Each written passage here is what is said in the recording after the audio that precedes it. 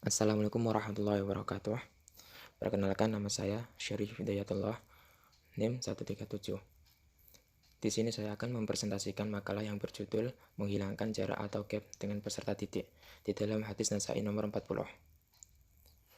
Bismillahirrahmanirrahim. Akhbarna Ya'qub bin Ibrahim qala hadatsana Yahya ya'ni bin Sa'id an Muhammad bin Ajlan qala akhbarni Laqqa an Abi Shalih an Abi Hurairah an Nabi sallallahu alaihi wasallam qala innama ana lakum misl walid wa alimukum idza dhahaba ahadukum ila al-khala'i fala yastaqbil qiblah wala yastadbirha wala yastanji bi yaminihi wa kana ya'muru bi salasa ahjarin wa naha an arrufi Warimah telah mengabarkan kepada kami Ya'qub bin Ibrahim, dia berkata, telah menceritakan kepada kami Yahya yaitu Ibnu Sa'id dari Muhammad bin Ajlan berkata, telah mengabarkan kepada aku Al-Qa'qa dari Abu Shalih dari Abu Hurairah dari Rasulullah Shallallahu alaihi wasallam.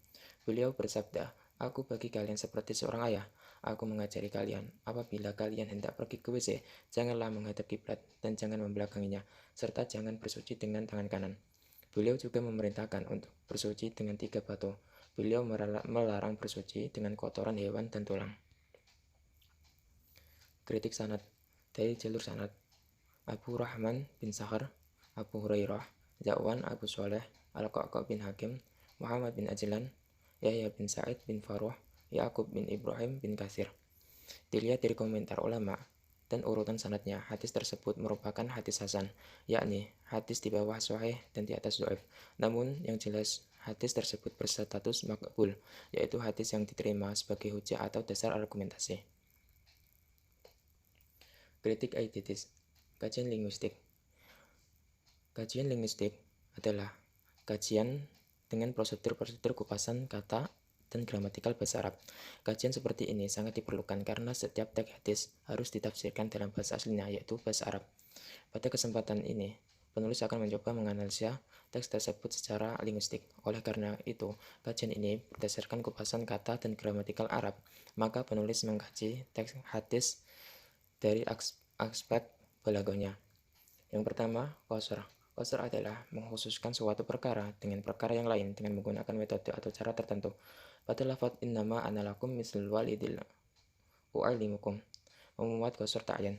Qasr yang diucapkan kepada mukhatab yang menyangka salah satu perkara yang tidak ditentukan dari 2 perkara atau lebih. Kedua, kalam insya. Kalam insya adalah kalimat yang penuturnya tidak bisa dinilai bohong atau jujur.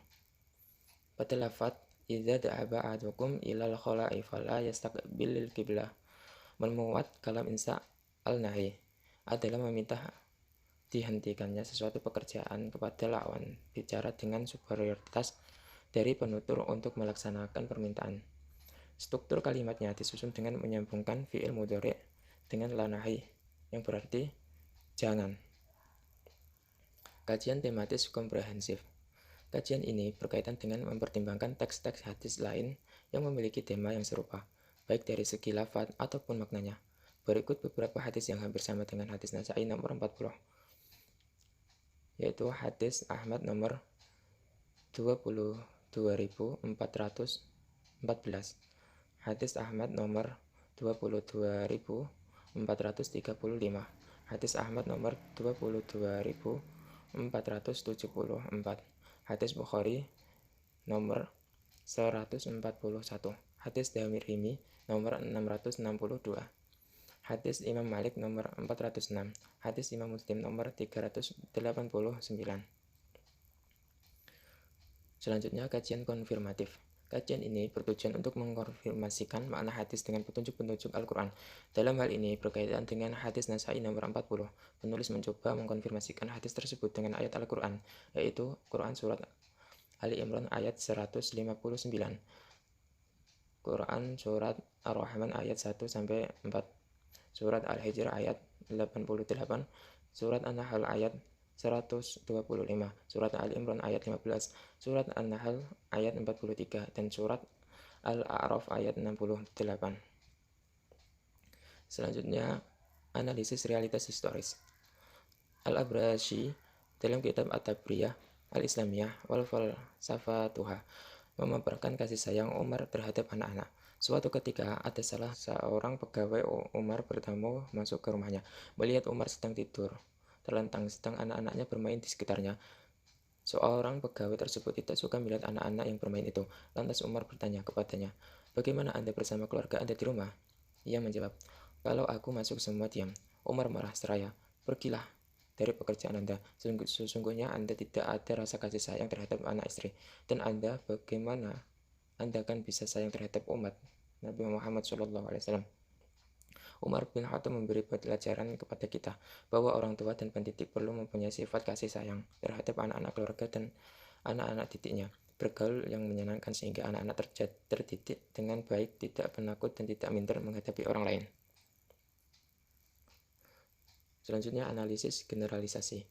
Dalam literatur syarah hadis, tidak sedikit pensyarah yang memfokuskan pembahasan mereka pada segi kefikihan hadis, yakni pada segi tata cara buang air besar dan kecil. Menurut ajaran dan tuntunan Islam, untungnya tidak sedikit pula yang memfokuskan pembahasannya pada kalimat "aku bagi kalian laksana ayah", atau paling tidak menyinggung secara signifikan, sebab disitulah nilai-nilai pendidikan guru yang berkualitas tertuang. Hadis Rasulullah yang berbunyi "aku bagi kalian laksana ayah" adalah ungkapan yang fungsi untuk merangkul lawan bicara. Dengan begitu, lawan bicara dalam hal ini adalah umat Islam waktu itu. Tidak canggung dan malu untuk mengungkapkan masalah-masalah yang berkaitan dengan tuntutan agama dalam kehidupan sehari-hari. Perumpamaan Rasulullah dan umat Islam sebagai orang tua dan anak bermakna masalah ataupun tentang kemaslahatan kehidupan beragama. Mereka bisa dinyatakan dan diaturkan kepada beliau, sebagaimana anak menanyakan dan mengaturkan masalah pribadinya kepada orang tua. Di samping ini, hadis yang sedang dibahas ini juga menekankan wajibnya ketaatan anak kepada orang tuanya dan kewajiban orang tua untuk mendidik dan mengajari anak tentang tuntutan agama.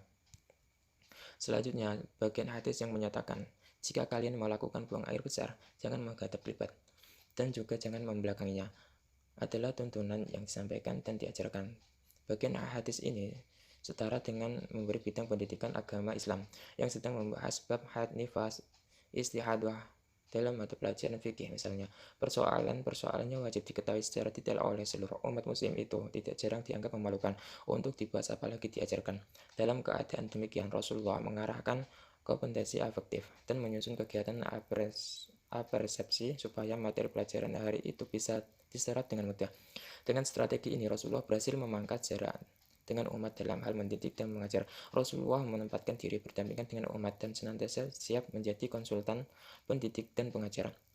Dengan demikian, apa yang disampaikan dan diajarkan Rasulullah akan diimplementasikan dalam kehidupan sehari-hari.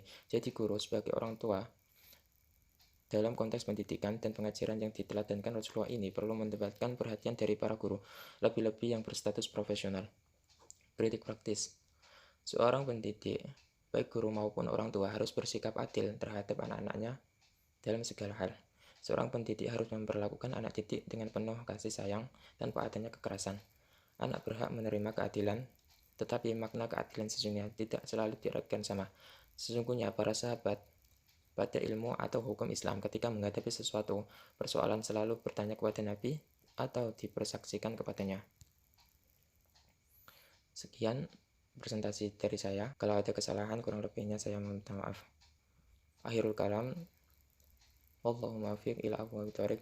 Wassalamualaikum warahmatullahi wabarakatuh.